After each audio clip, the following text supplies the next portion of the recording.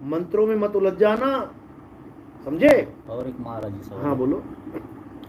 ये अभी परमात्मा तत्व जो हम कहते हैं, हमने जान लिया कि आत्म तत्व क्या है, आत्म तत्व में हमको समाहित हो जाना है, उसी को मुक्ति कहते हैं। हाँ, आत्म तत्व को पहले समझ लो। आत्म तत्व को जीव मत समझ लेना, जीव तत्व, जीव और आत्मा दोनों में जमीन आसमान का अंतर है। जब हम केवल जीव कहते हैं तो वो उसको हम क्या बोल रहे हैं, सूरत। जीव अनंतों है, सूरत अनंतों है।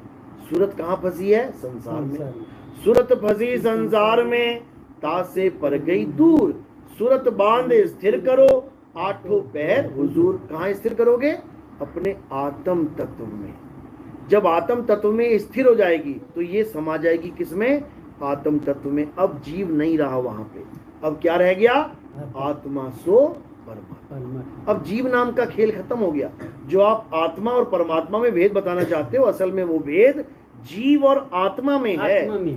जीवात्मा और परमात्मा में है। आत्मा तो दोनों के साथ लगाए ना, जीवात्मा परमात्मा, आत्मा दोनों के साथ लगाए। तो आत्मा जो है वो दोनों के साथ लगाए, मतलब आत्मा कॉमन हो गया। जैसे परिवहन मंत्री, राज्य मंत्री, खाद्य मंत्री, प्रधानमंत्री।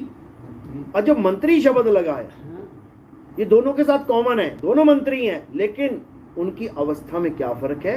एक है स्टेट लेवल का और एक है नेशनल लेवल का, समझो। तो अलग ही हुए ना, पद अलग हुआ, तत्व एक ही है। मंत्री तो दोनों है ना, मंत्री आत्मा तो दोनों है, जीवात्मा परमात्मा, आत्मा तो दोनों है, तत्व एक ही है, लेकिन ज्ञान अज्ञान का फर्क है।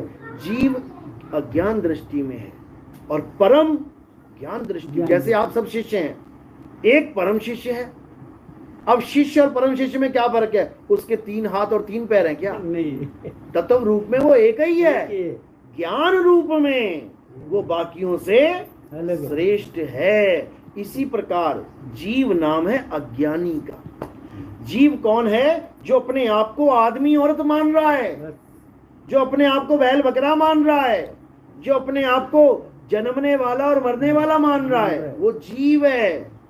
और आत्मा कौन है, जो अपने आप को अजर अमर अविनाशी परम तत्व मान रहा है, वो आत्मा है। वो कहाँ से आया, वो कहाँ से आया, अरे वो आता जाता नहीं है। आवे ना जावे, जन्मे नहीं मरे, सो निज पीव हमारा हो। गीता पढ़ो, अध्याय 2 24वां श्लोक पढ़ो, उसमें क्या बोला गया है कि हे अर्जुन, जो